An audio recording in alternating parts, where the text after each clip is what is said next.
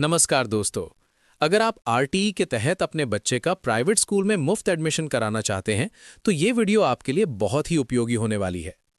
आज की इस वीडियो में मैं आपको स्टेप बाय स्टेप पूरा प्रोसेस बताने वाला हूं कि आरटीई पोर्टल पर ऑनलाइन फॉर्म कैसे भरे। तो चलिए शुरू करते हैं।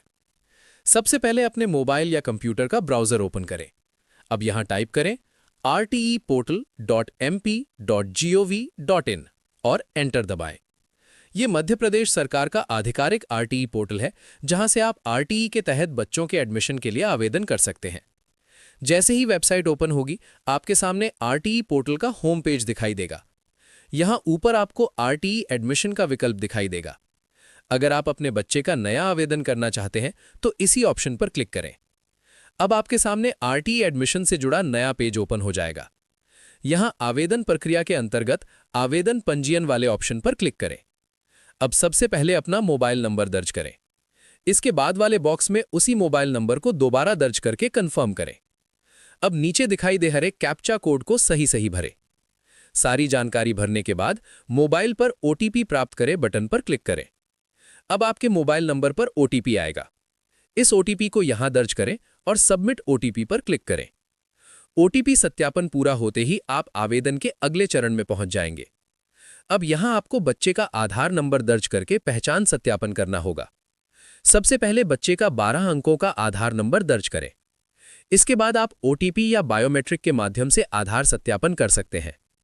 अगर आधार से मोबाइल नंबर लिंक है तो ओटीपी से सत्यापन करें, अन्यथा बायोमेट्रिक के माध्यम से भी सत्यापन किया जा सकता है। सत्यापन पूरा होने के बाद आपके सामने आरटीई आवेदन फॉर्म खुल जाएगा। अब यहां आपको बच्चे और परिवार से जुड़ी जानकारी भरनी होगी।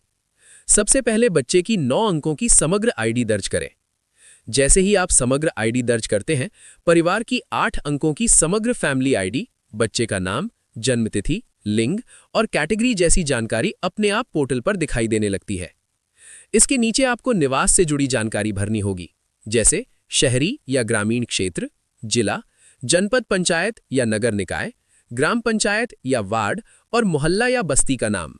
अब अगले भाग में आपको बच्चे और माता पिता की जानकारी भरनी होगी।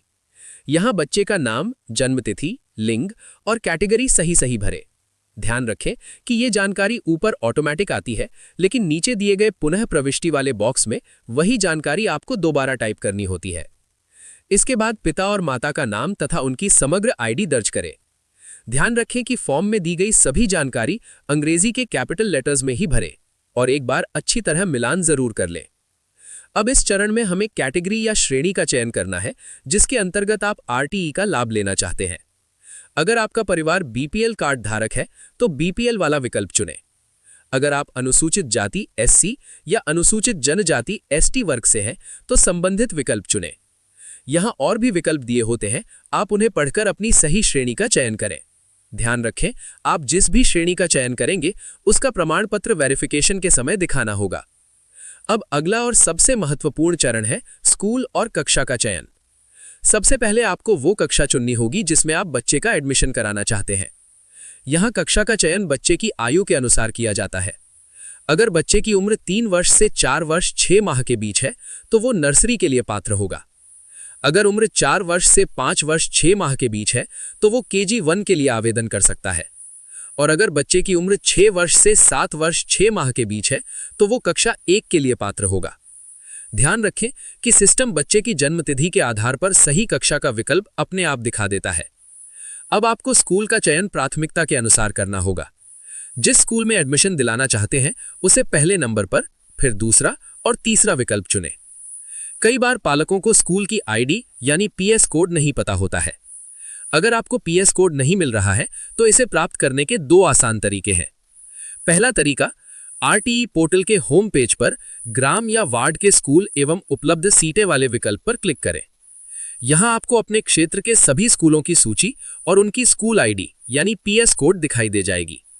दूसरा तरीका, आप जिस प्राइवेट स्कूल में बच्चे का प्रवेश कराना चाहते हैं वहां जाकर सीधे स्कूल कार्यालय से उनकी आरटीई स्कूल आईडी यानी पीएस कोड पूछ सकते हैं। सावधानी, स्कूल आईडी भरते समय अंकों का विशेष ध्यान रखें।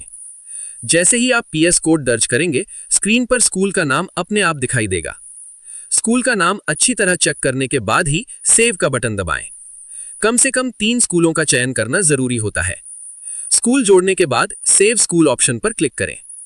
अब आवेदन के अंतिम चरण में दस्तावेज अपलोड करने होंगे। सबसे पहले बच्चे की फोटो अपलोड करें, जिसका साइज 100 KB से कम होना चाहिए। इसके बाद कैटेगरी या श्रेणी से संबंधित दस्तावेज PDF जो आपने ऊपर सिलेक्ट किया है उसे अपलोड करें, जिसका साइज 500 KB से कम होना चाहिए। अब नीचे दी गई घोषणा को पढ़ें और आवेदन को सेव कर दें। आवेदन सेव होते ही आपके सामने एप्लीकेशन रिसीप्ट दिखाई देगी, जिसमें आपका एप्लीकेशन ID लिखा होगा।